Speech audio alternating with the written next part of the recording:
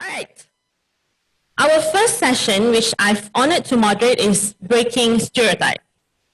Can I have our speakers? We have Nur Huda Abdullah and Dina Bernardo with us on Zoom call. And we have, please welcome Nur Phoenix Diana on stage.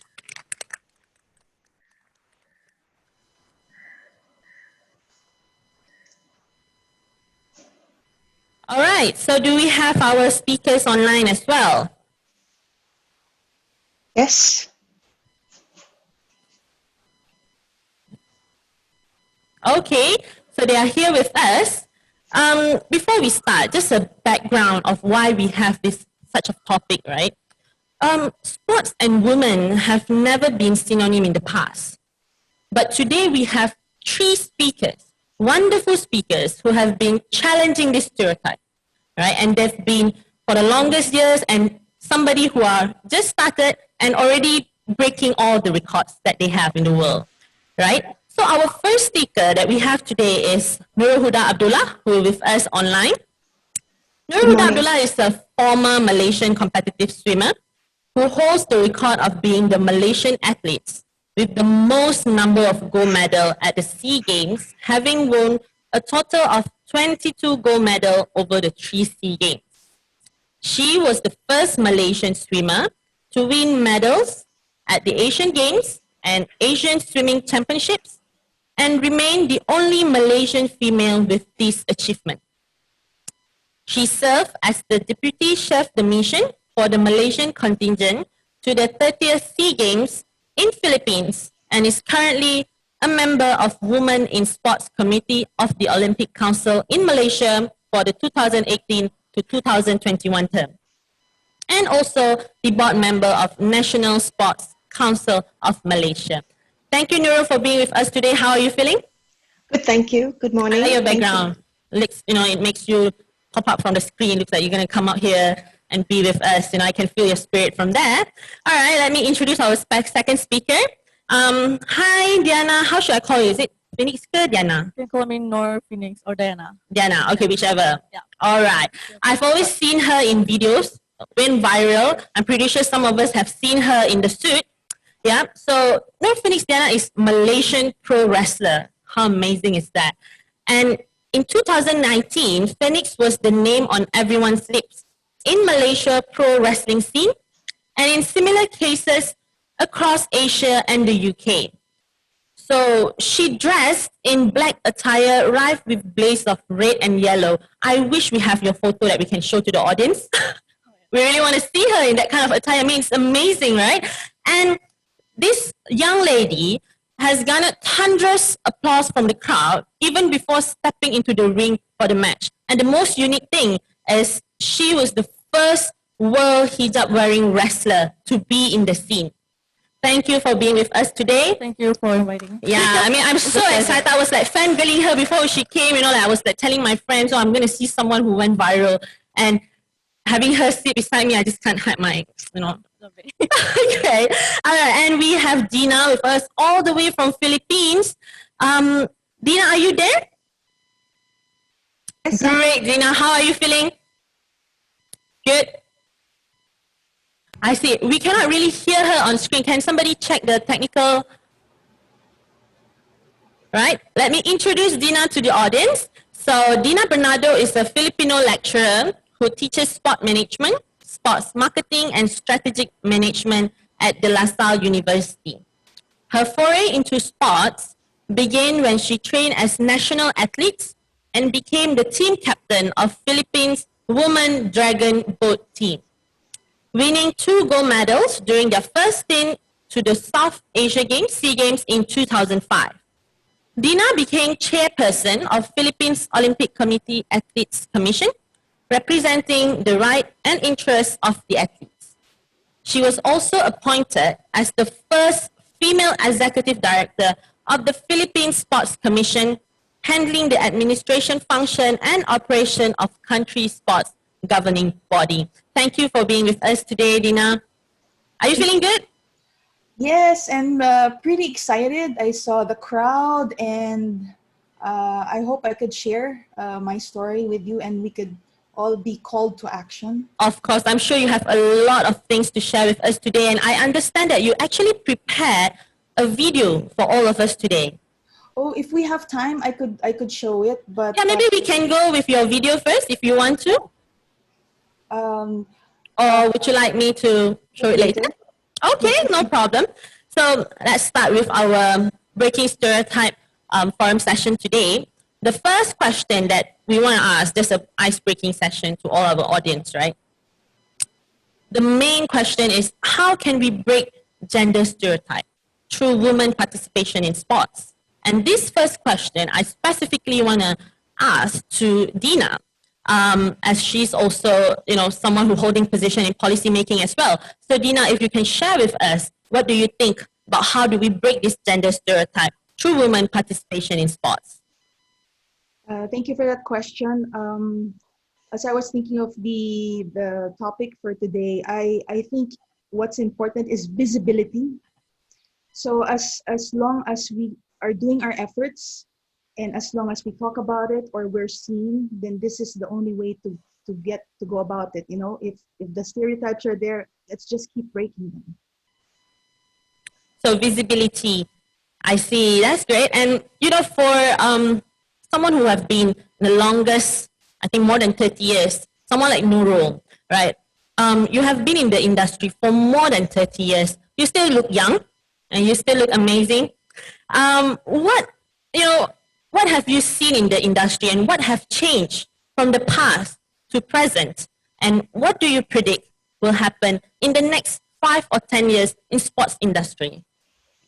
Well, I think in the last 5 to 10 years, we've definitely had more women representation in sports, in all levels of sports. Participating in the sports as well as in associations, in sports science, as coaches. It's a positive for us. But what we need to do is to actually increase those numbers. From what I see from the 2019 SEA Games, because I was the deputy chef de mission for the games, our contingent consisted of 772 athletes in total. There was quite an equal distribution. There was a fair distribution between the men and the women making up about 42% of our contingent. And if you have a look at the medals that were won by our Malaysian contingent, we won a total of 184 medals, and 36.5% of that was contributed by women. But what is interesting about that is in terms of the gold medals, where we won a total of 56 gold, 41% of those gold medals that were won were by women.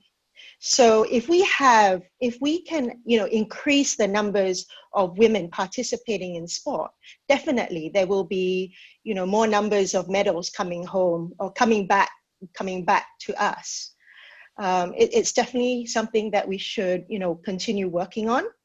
The areas that I see lacking in is more on the administration, in associations, in coaches. The percentage, the ratio there of women to men is still quite low. It's averaging between 10 to 25%. So that's definitely an area that we need to work on. And I believe that if we continue pushing hard, for more women representation, we will definitely bring more medals home as a contingent. Thank you, Nuro. That's a very, a lot of figure coming out, and it's good to know what happened in the sports landscape that we have today. And here comes the next question for Diana, since she's the athlete and right now is actively competing, right? Yep. So what do you think the biggest challenge that you have faced so far, and what kind of support do you think that can make you overcome that challenge and go further? Yeah, if you can just share with us. I think in Malaysia, women in sport, like we... Close a bit? Hello? Okay. So like we are considered being weak.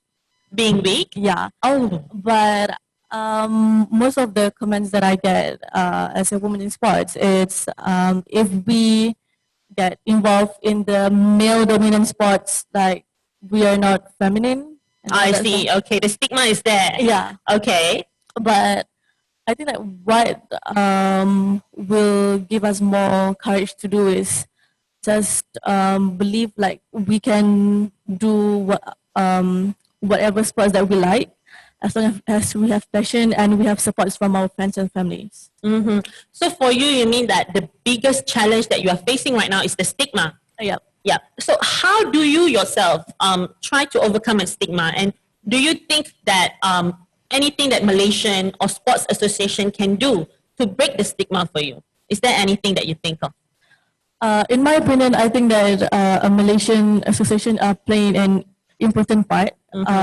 So like maybe like they can do more activities for women, and then maybe do more tournament for women only. And also, I think by that we can get by more women in sport that we can move towards to breaking stereotypes. I see, I see. So, that's a very fair point, you see, because stigma in sport has been a very big thing, and it's also a real thing that happened. So, here's a question for Dina. You've been in a lot of policy making, you know, working directly with the government in terms of sports. If you can actually point out what are the most critical change that we must do today to face the future effectively to have more women representation in sports? The approach has to be holistic. So if you want a certain action to happen, then we have to have all the critical areas in place. Number one, is there a policy that will support women participation or giving equal access to women? Number two, are we aligned? Are we also training our managers, leaders, and coaches to also embrace women empowerment? And then also, who will those, have we pinpointed the right people to steer this program moving forward? What are the core values that we believe in? So I think that also has to be stated and practiced. Aside from that, what are the ways where we can be visible, like I said? So we should have events, we should have celebrations, commemorations. We write about our women athletes. We make them our role models, to invite them to talk and participate. And also, what are our benchmarks? Because it's easy to say, let's get women to sport, but even now, we have to decide then what are the marks what are the metrics we are looking for in order to gauge our success, because your gauge of success may be different from what everybody else thinks is the gauge of success. So that for me is the holistic picture. And sadly, there are other factors that could be constraining. These are economics. Now, if somebody's poor, now how can they get into sport? So if even the government can assist in, this has to be a total solution. So we can't also leave those parts and have to say, no, we just concentrate on sport. So we also have to be in alignment with the government in doing whatever other interventions they may need for the community. And then let's have sport and let's benefit from all the good effects if all of these aspects are working. I see. Yep. I do agree with you, because when it comes to a policy change, it must involve a lot of party. And holistic approach also, like you mentioned, something that we really need to put a lot of thought into. Definitely not something that we can do overnight or even a year, in fact. And I think having this type of discussion, women in sports, it provides a platform for us to hear your thoughts as well, as someone who already changed the industry, who already been in the industry, and see what's changes. And I'm pretty sure you also have a lot to share with us on the changes that we need to do in future as well. So I also believe, like you mentioned, a lot of input, and maybe we can have more platform, roundtable discussion, in fact, with all the athletes to understand their needs and also to come up with a solution to bridge the gap between women and men participation in sports. So just now, Dina actually mentioned in terms of how do we ensure that the economics factor and those athletes with special needs are taken into consideration when we come up with this kind of policy. So, Nurul, if from your perspective, as someone who already been in, leading the SEA Games as well, also as the athletes, how do we actually get more girls with special needs to participate in sports, including those who are competing in para games? How do we actually push more of women representation and motivate them to go further and perform better? This is a very good question. I was living in Australia for over 20 years and moved back to Malaysia because of family. And I've noticed the difference, the difference in approach towards children with special needs. In Australia, it's a very, very open environment. So, there's you see children with special needs in public, parents take them out on occasions. You see them on TV shows, you see them in media, you see them in advertising. Whereas in Malaysia, we seem to hide them away.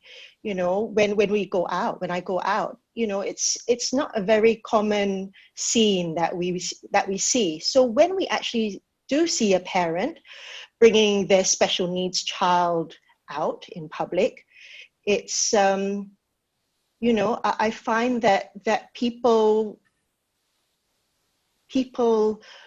are curious about it. They tend to stare. There's a bit of a stigma to it.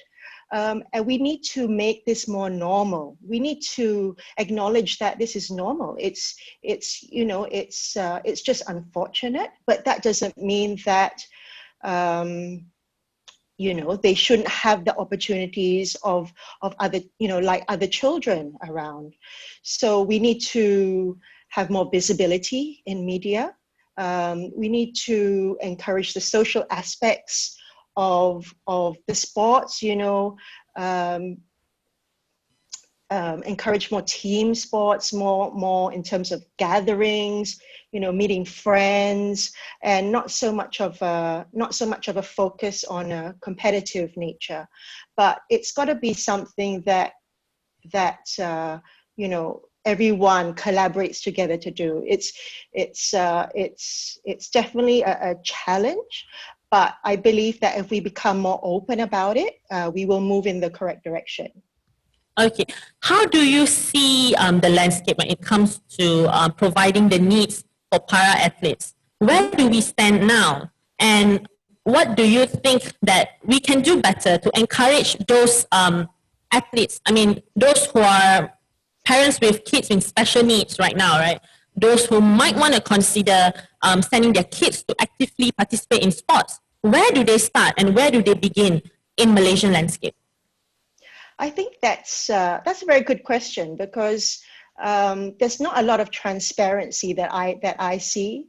Even when I wanted to send my children, I found it very hard to find it on any information online. I had to ask friends.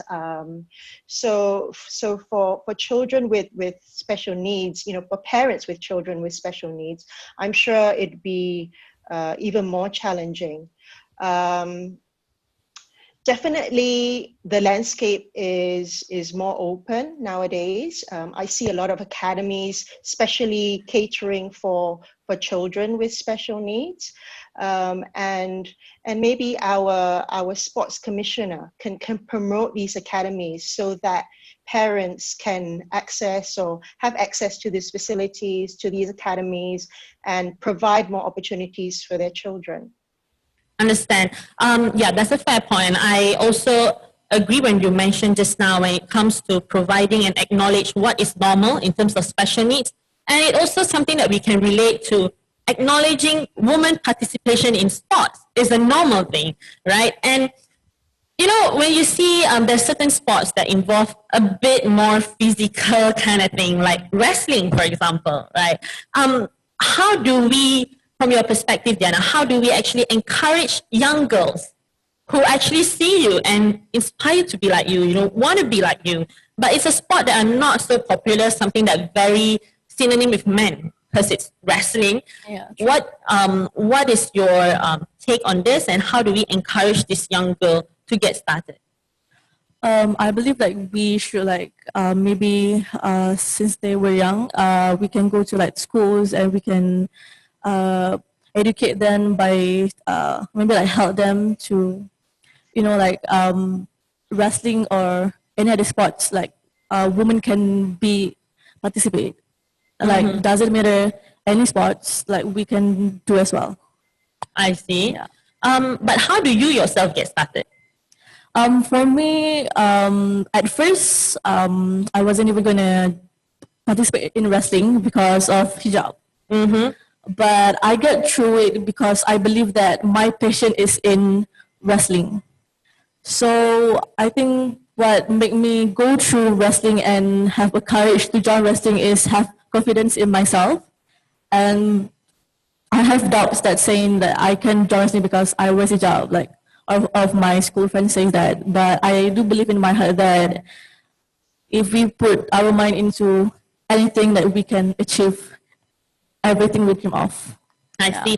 And what you mentioned just now, confident, is something that I believe Dr. Waichala also mentioned earlier in her video, that confidence is the key for the ladies to go further and to break through this landscape where we are being stereotyped with, you know, weak and such when it comes to sports, right?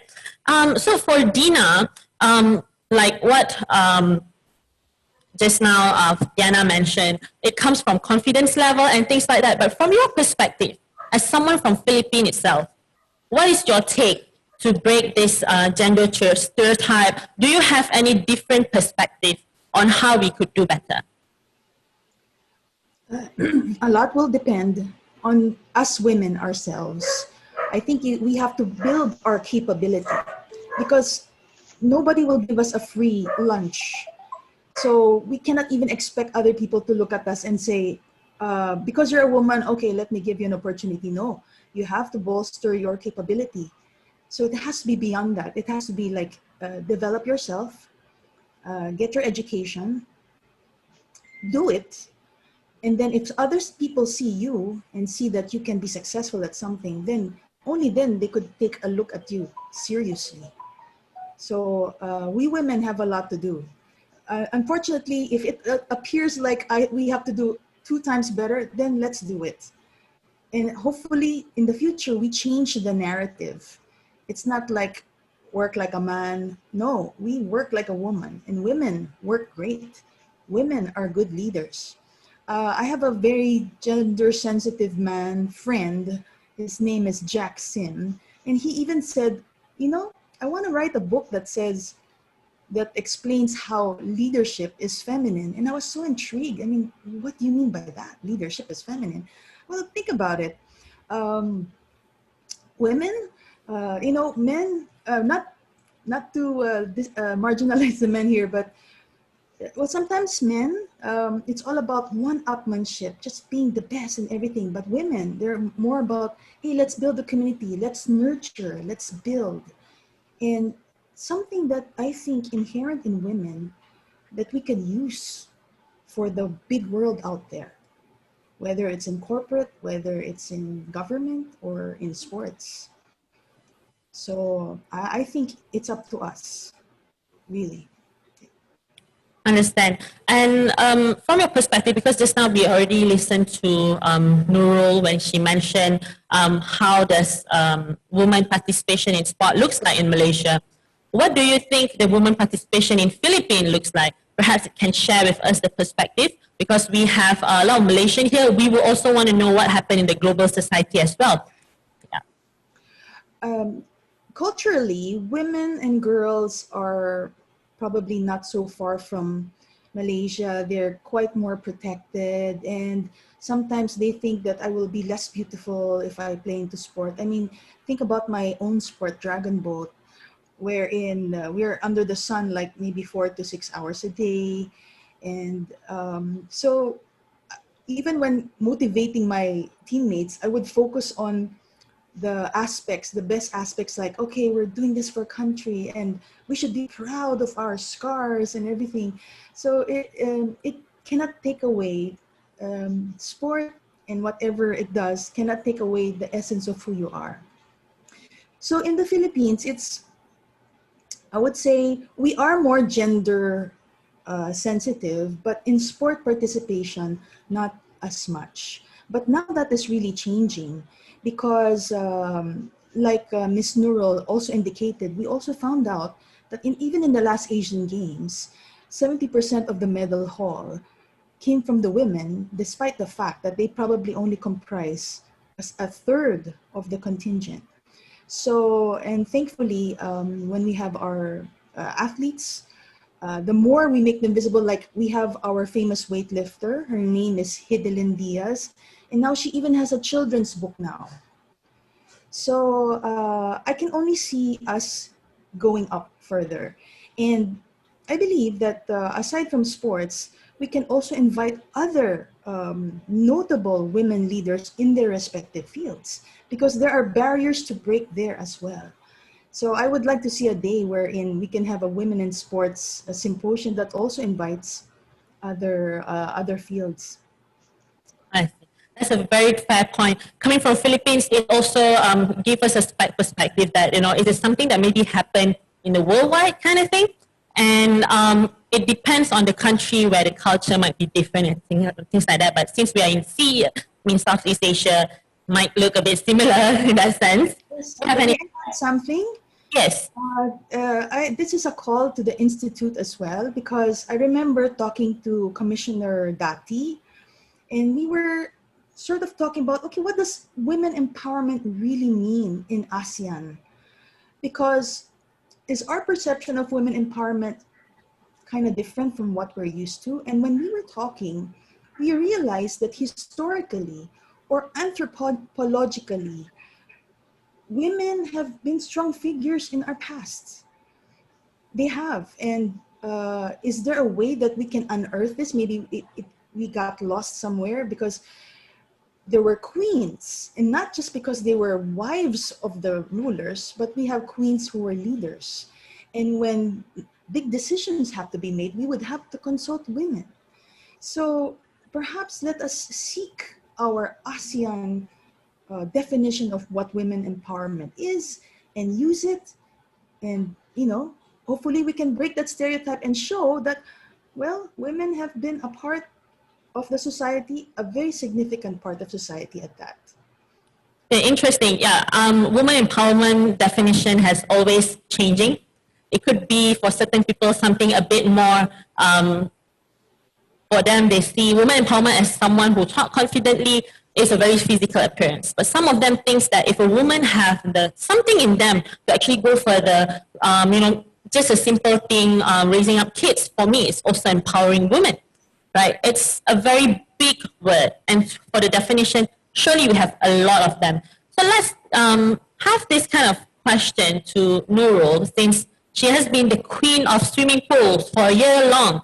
And, when you first started, Huda, which was about 30 years back then, do you feel like being in that position, having more goals, make you feel empowered? And what do you think about other female athletes? Do you feel like they are on the same par with you? And right now, when you are already being in a very leadership position, do you feel the same way like what you feel back then? They're two very, very different perspectives, as an athlete and then now in a more leadership role. As an athlete, I actually started swimming more than 30 years ago. So I was very young, and my first SEA Games was when I was 10. Wow. 10 years old. And it was more just to gain experience at that time. I participated in 2 races, and one of them I was last in my race, and the other one I think I came 4th. So, not much expectations was there for me.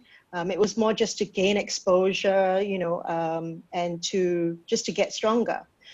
So 2 years after that, that was in 1983. So sorry, 1985. I was 13 at the time. And that was the first SEA Games that I started winning medals. So I won 7 medals, 7 gold medals at that SEA Games. So it's such a stark contrast, you know, and it's to show that, you know, just because like 2 years ago, maybe someone was a late bloomer or it wasn't their time to shine at that point, we shouldn't give up on those, on our young athletes. You know, we shouldn't look at, okay, this year, you know, the criteria is the top 5%. But what about the next 5%? What about the next 10% after that? Just because they don't perform as well this year doesn't mean that in 2 years' time they don't. In fact, my own personal experience during the time that I was swimming was that, you know, for swimmers, at that time it was a very young sport. So everyone said, you know, 18 years old, that's it. You know, that's when you start retiring. So, you know, I was training at 13, I was training at 15, and I would see my competitors at 13, you know, they were not very competitive with the rest of the field. But at 15, at 16, at 17 years old, they became Olympic champions.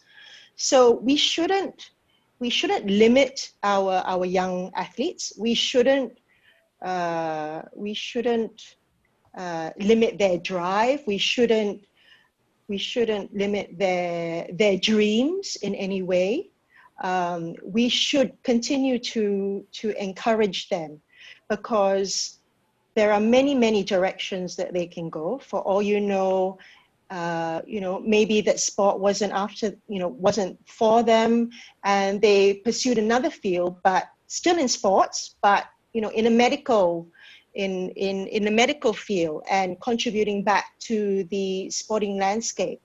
So we should encourage women participation from all ages. We should start at the grassroots. That is most important. I think Dina mentioned previously that you know, we should actually focus on sports in schools, because that's where most of the time is spent for young children. So, you know, a lot of sports which probably is not as popular should be accessible through schools. We need to have more facilities. But now, 30 years on after my retirement, the number of opportunities that are available to women have increased exponentially, you know, in as coaches, as technical officials, in leadership roles, also in education, in career opportunities that are available to women that have participated in sport. You know, ex-athletes who have retired, but they have set up their own academies. We all, in some way, are giving back to the sporting landscape, and that's why we should encourage women participation from the younger ages. Understand. That's a very good point. Yep. You know, when I think coming from Nurul and also Dina, who have been very senior in the sports industry, having seen a lot of changes, and to hear that from you, that the landscape is actually changing exponentially, makes me feel very happy, in fact. And we already listen and hear to Dina and Huda, who have been in terms of the side of policy making, decision making, leadership position. So right now, Diana, you are in as an athlete. How old are you actually now? I'm 20 years old. Sorry? 20. You are 20 right now. 20 years old. And when you start, you were 15. I was 16. You were 16. Yes. All right. So when you start, Yeah. how does the family think of you joining these sports? And because for me, right, we already listened to Dina and Huda, and they said a lot of things needs to be done from the government, from the decision-making authority bodies and things and such. But how about the society itself, the family, the school, in fact, and I'm pretty sure we have school teachers here. Then maybe during Q&A session, they can also share their perspective as well. So from then on, how does your family react to your participation in wrestling, in fact? Okay. So at first when I started like telling my dad, I was like, hey, I want to join wrestling, so can I join? So he was like, yeah, of course. But my late mother was like, she was really worried because like, I've never been to any sports because like, wrestling is my only sport that I've been participating. Okay. So I think after they went to my first match, and then like they saw what I can do in that ring. So ever since that, they have been supportive. Oh, wow, interesting. And I think your family is a very unique in such sense. They are very supportive, and you know, someone is I would say wearing hijab is another level. Yeah, it's something that to accept the fact that their kids is going into wrestling, a very strenuous activity, and on top of that wearing hijab, and it's a very big thing for the society. I remember at that time they made a documentary about you, and I was watching that as well. What do you think at that point of time when you went viral, right? The society thinks of you. What do you think? What kind of feedback do you receive? I got a mix of feedback, but I think mostly in Malaysia, kind of like a bit of negative. Oh, Yeah, because I don't think that they have seen a hijab wearing girl definitely you're the do first. wrestling. Yeah, and it is not common to them, and they're like, I don't think that in their eyes, like women in hijab that can do like a rough sports, something like that. But I think outside of Malaysia, I get a lot of positive feedback. They say like they were very proud of me, and they was like get an inspiration for me because I don't think that me being involved in these sports can do something, you know. Yeah. I see. Yeah, it's not easy. In fact, from the beginning of the time. No, never easy. Yeah, and I hope that all those negative comments don't put you down. And in fact, I think they were going to burn your heart and go even further. Yeah, I'm gonna rise like a phoenix again. Oh, okay, that's good. Please give a round of applause for Phoenix in front of here. It's not easy to bring her here, you know. All right, that's a very good, fair point. You know, it's also interesting. I think it's a very shocking news for the Malaysian community because wrestling. On top of that, wrestling is not something that Malaysian are really into it that much. It's also fairly a new thing for us. We always watch it on TV, and to have it somewhere near our neighborhood, a girl at the age of 16 actually went out there and just go and smash people around. I mean, it's a big thing. So yeah, I hope that you are really, I think you are doing really well and you should be proud of yourself. I'm pretty sure that all of us are proud of her as well. Something that really remarkable, something that I don't even know if I can do it, you know. Okay. Well, you know, that's about your parents, right? How about does the other parents, like for example, I've seen a lot of parents, right? Even for me, when I just want to start competitive sports, I used to play basketball, although I don't look like it now. I used to be much more fit than this. The effect of working has caused me to be like this, a bit more chubby and bubbly. Well, you know, the parents will always say things like, oh, even if you play sports, you wouldn't last long. You know, you still have to settle down, find a job, get married, get kids, and that's the future for you because we want to make our community better, and women play a pivotal role, play a very important role in the society. As a mother, you know, we are, as a, you know, I haven't got married yet, but then for mothers, you know, of course they are worried about their kids. And for the father, of course they want to be a bit more overprotective towards their, you know, kids, their daughter, in fact, because they obviously want the best for their kids. So for Nurul, what is your advice for the parents out there who think that perhaps sports is not something can guarantee a bright future, you know? But how do you actually convince your parents back then? And also, I mean, you're already somebody now coming from an athlete. Yeah, what's your take?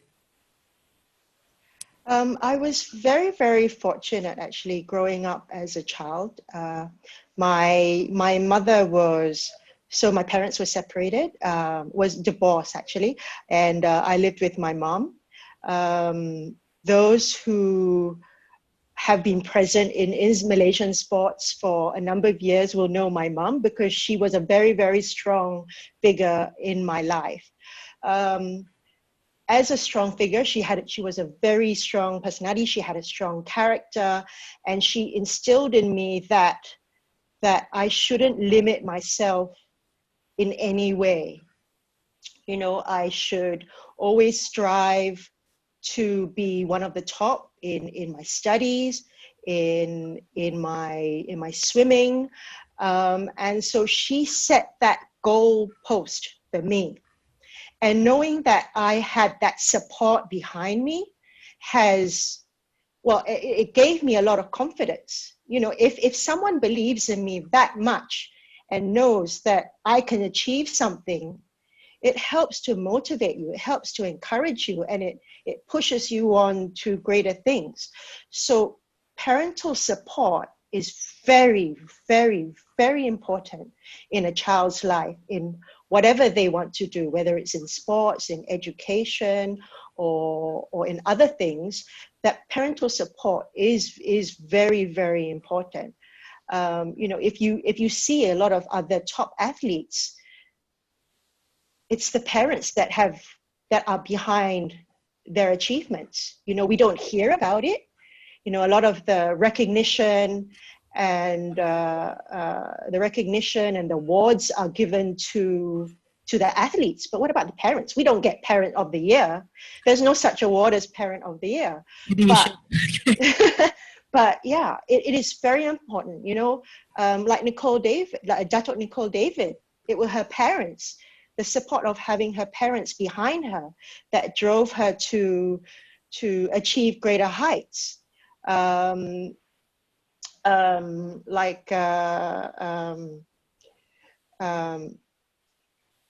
Serena Williams, tennis player, right? Who was behind her? Who supported her when she first started?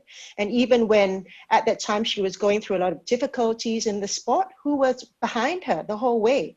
Was her parents, was her father especially. So we need to have that parental support. It is very, very, very important, and not just physical support, but they provide mental support, emotional support, because as a child, you know, sometimes there are a lot of you have that lack of self-confidence. You know, maybe you see other children performing, but if you have your parents behind you saying, yes, you can do it, you can be as good as them, you know, let's just look at other ways that you can improve, the child has that encouragement.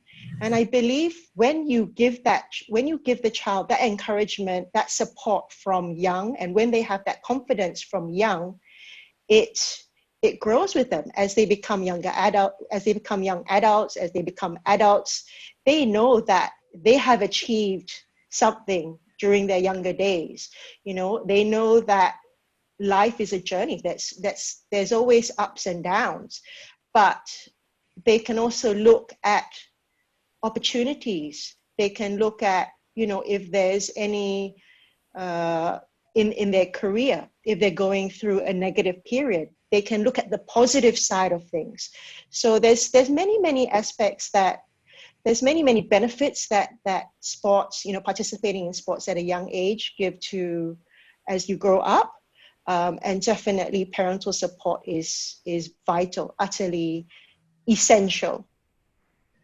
Understand. Yeah, that is when we talk about competitive sports, right? Where parent support is really, really important, because when it comes to competitive sports, surely the stress is even more for the athletes who are competing.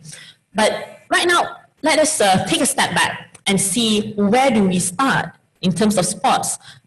When somebody actually want to decide to be in sports, definitely the first mindset is, I just want to do sports.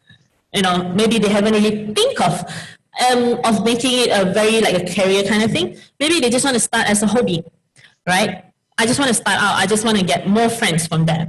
And when we think of it this way, not only parents, like what Dina mentioned, schools plays a very important roles as well. And today with us, we have school teachers who are joining us.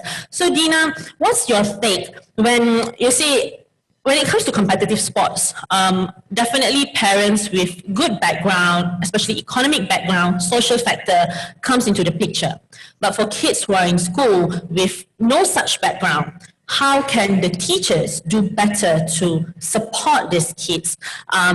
Is there any specific criteria that we should put when we want to, get these ladies into sport when it comes to environment in the school? Wow, that's a good question. And like I said, schools play a very important role. Now, every time I do activities for sport, because I also have my sport advocacy activities in schools, I teach the teachers first. So the teachers have to believe in it as well. So this just came as a magical moment to us. I said, okay, so when was the last time, especially those who are coaching or in PE, so I would ask them, so when was the last time you actually played? And they would say, oh my gosh, well, let's see, 5 years maybe. So we make them play again to do the drills themselves, and they end up really enjoying. So how can we teach children something we don't have anymore? And let's put it this way. Why can't we also frame sports and say, by the way, it is also education? What subject will teach you how important following rules are? What subject will teach you how to rise above adversity or pick yourself up when you're down? Math and science will not teach you that. And eventually, these are the skill sets that are very important for life. Even when you apply for a job, We got her video cut out. magic effect, and they say, oh, maybe she already has these qualities: good communicator, good team leader. And so I would think that is a very good sell for parents. And studies have shown in the States that a lot of men and women, especially women, who occupy high positions in corporate can trace their roots to some form of structured sports. So, wow, unfortunately, I don't have a child, I don't have a daughter, but if I did, I would give her all these opportunities. And may I add one more thing? I'm taking my doctorate right now, and my research focus is athlete and sport entrepreneurship. Apparently, like Miss Nurul and Phoenix, you being in sport has already given you some of these traits that can be seen in entrepreneurs, risk takers. They have intuition, they have initiative, but now you need to just add a few more technical skills to leverage those traits into business, into entrepreneurship. So if I could even take all these athletes and say, hey, all you need are these lessons and you're going to be great, you're going to be successful. And this also solves the problem wherein we find athletes who don't know what to do with life after sport. I'm so glad with Miss Nurul. She seems to be very successful at what she does. But ma'am, I'm sure not all of your, well, I can only speak for also for the Philippines. Not everybody can make that transition, and they just freeze into being athletes because that's all they know. But what if being an athlete can be the stepping stone to success in the future? I see. Mm-hmm.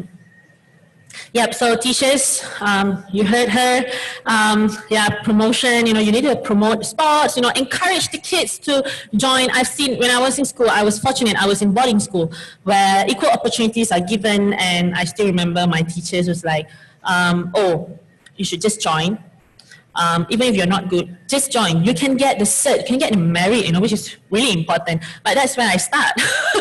For the cert, for the merit, that's where I start. So I think that's a good thing that we have that in boarding school, and I'm pretty sure we also have that in universities as well.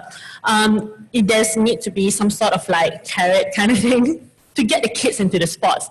And we actually have a lot of questions from our Zoom call. So I will just get straight away with our Q&A session, if it's all right with our panelists, because, well, I'm pretty sure their question is much, much more interesting because these people coming from their various background. And the first question actually comes from Salina Putriana from Malaysia Architect Association. We have architect with us today. Interesting. All right. Is there other way to promote women or feminism in sports other than organized competition for women only? So anybody of the panel would like to pick up this question? Maybe, okay, Dina, please. Thank you for that question from the Architect Foundation organization. May I say that sports need space. If we have more space or build it in such a way that can be conducive to playing or recreation, then that's a good start. Unfortunately, in many cities, we have engineered activity out of our society. Sidewalks are smaller. We want to build, we take out the gardens and the recreation parks. In Japan, very judiciously, they have community sports centers that can be for young, old, and for everybody. So I remember when we had a project for a disaster area, we did sport for disaster. And thankfully, this group of architects rebuilt this community wherein every road leads to this community center. The community center where everybody can play, where everybody can have their party, where everybody can even dry their grain if they have to. But it is important to have that space. Understand. And we also, apart from that, we may also have to make, you know, it's a normal thing to have sports, element of sports in everything that we do in our life, you know. Just a simple game while having a dinner would do as well. It's also considered as recreational sports, right? So Jenna, we have a question for you. But before that, if we have any question from the participant from the floor, please raise your hand and we will have our technical team here pass you the mic shortly, yeah? All right, so for Diana, someone from Singapore, you have a fan from Singapore. Melanie, she was asking you, to what extent do you think your, sorry, yeah? Oh, I'm so sorry. It's okay, no problem. So, Diana, I think a lot of people want to know more about your experience in sports, right?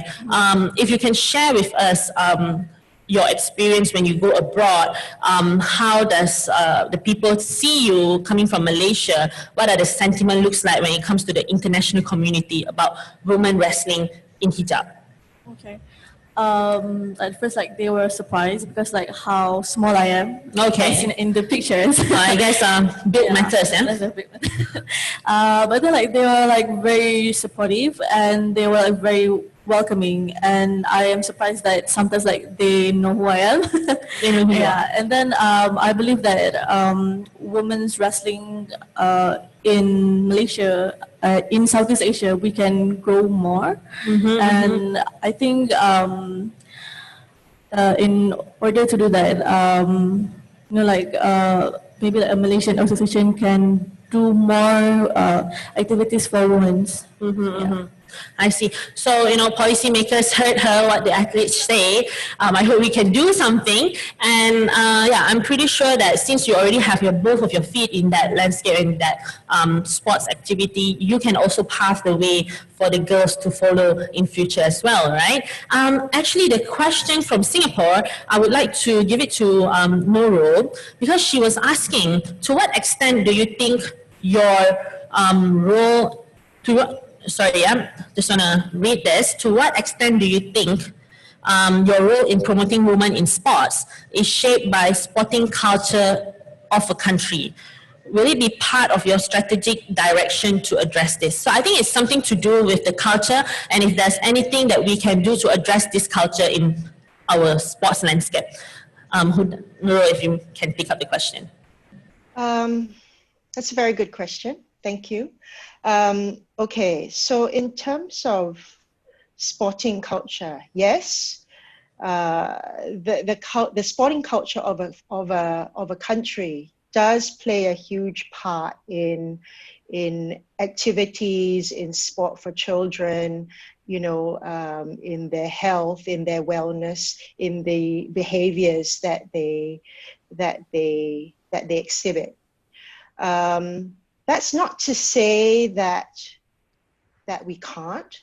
I would admit that, you know, having lived in Australia for so many years, which they encourage everyone to be more involved in sport. You know, compared to Malaysia, we are not, our landscape is not as focused on sport as say a country like in Australia, in the US, but that's primarily because of visibility in media. You know, the opportunities that were given to us previously. You know, a lot of time we didn't have access to events, we didn't have access to activities. You know, sports were mainly geared towards men. Women were thought to have to stay at home, especially in Asia, right? Parents have that mentality, or still have that mentality, where, you know, it's okay, right? If you don't succeed in sport, you need to focus now on your studies for when you grow older. So we do have all those stereotypes still, which I think only through visibility in various forms of media, you know, visibility of our female role models, our sports icons. If we have an increase in visibility, definitely, you know, eventually the tide will change, and stereotypes will change, our perspectives will change. You know, have a look at the successful women in sports that we have right now. You know, out of the 12 athletes that have qualified to go to the Olympics, a large number of them are women. You know, Farah Ann Hadi, our gymnast, Leong Man Yi, diver, Pendalela, sorry, a diver. You know, we have quite a number of female divers that have qualified. Our female sailor as well, Noor Azrin, that's qualified as well.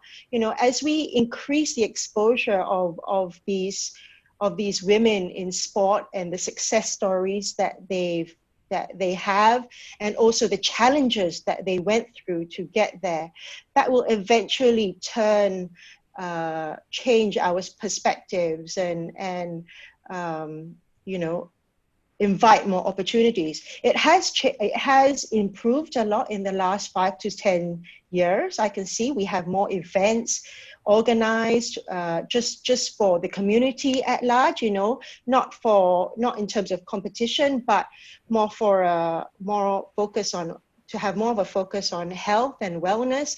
Lots of runs, you know, before COVID, there were at least runs every weekend, if not every second weekend, that was organized. You know, like Dina highlighted as well, in other Southeast Asian countries, they have community centers where people come together to come together, not just for sport, but to you know, have a more social aspect of things. So yes, it can change, it will change, but it takes all of us working together to bring about this change. Understand. Yeah. Well, when it comes to culture, it's definitely not a one-man show kind of thing. I think being in a position of leadership, you also need support from the ground as well. It has to come from top to bottom, and as well from grassroots to the top. Definitely, when it comes to culture, it's not something easy, but we have to start somewhere. And perhaps for those who haven't started, we can start today with the platform that we provide you, right? Listen to our stories. And interesting enough, is actually we are bringing Leong Man Yi here today, this evening, to tell and share stories how this, you know, competing in Olympics, and she actually qualified for the 5th round for the 5th time, in Olympic as well. So we want to know more about them, and that we have to wait until this evening. So make sure that you stay tuned. Yeah, don't go anywhere, don't go missing. I count the number in here. I hope to see the same number this evening. Yeah. Well, we come to the end of the session. We actually have, we have one more question from the floor. We will just take this one question.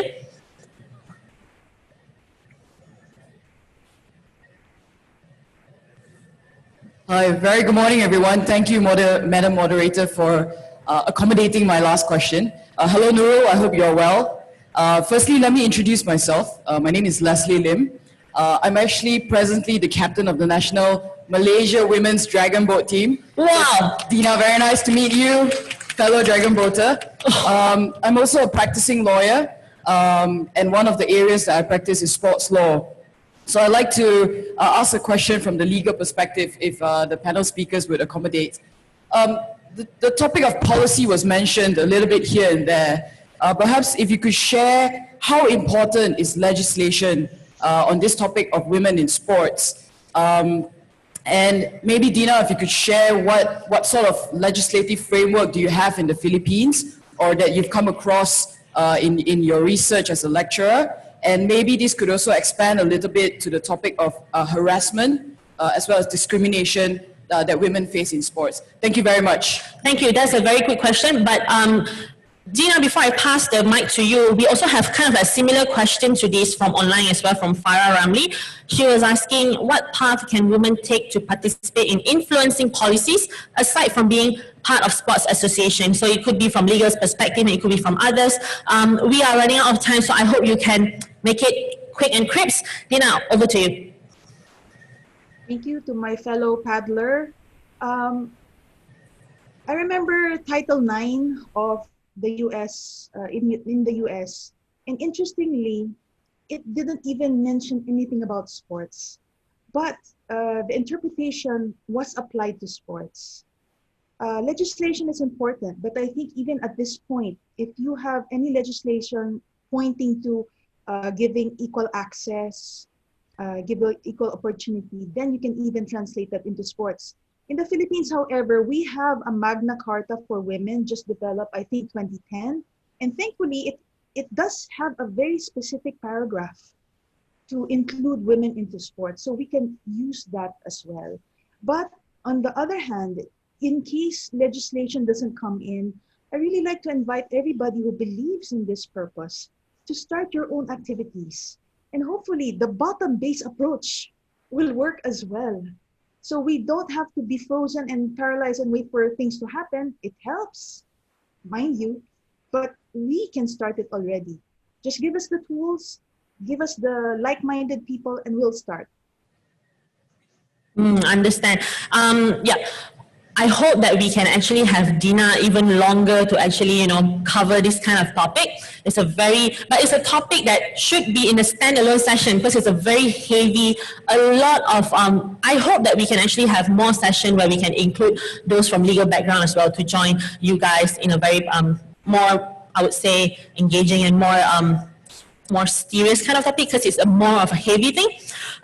So before we end the session today, and thank you very much to our panelists for your time, if I can just put into perspective, right? We already talked for more than 1 hour. These are 3 key takeaway home that we got from today, right? First, is the women participation in sports have actually changed. We have actually grown a lot, and like what Nurul mentioned earlier, it actually grow exponentially. So it's a good thing that we have such change in the sports landscape in Malaysia. Second thing is, something needs to be done when it comes to policy. We need to look at this in a very holistic way, including in terms of what our friend said just now, legal perspective, those who are, how about those who are not in sport association? How do we actually prepare a holistic policy when it comes to inclusivity? And the third one is, we need to open up more rooms, more opportunity, more discussion, more visibility, and also at the same time facility to accommodate our athletes and also for those who are actually participating in sports as for recreational purpose. Thank you very much for joining us today to all our speakers. Before we end the session, I would like to invite Dr. Bella Pandian Ponusami to come on stage to present our appreciation to our speakers that we have here, Dina, to Diana. If we can have Doctor on stage, please.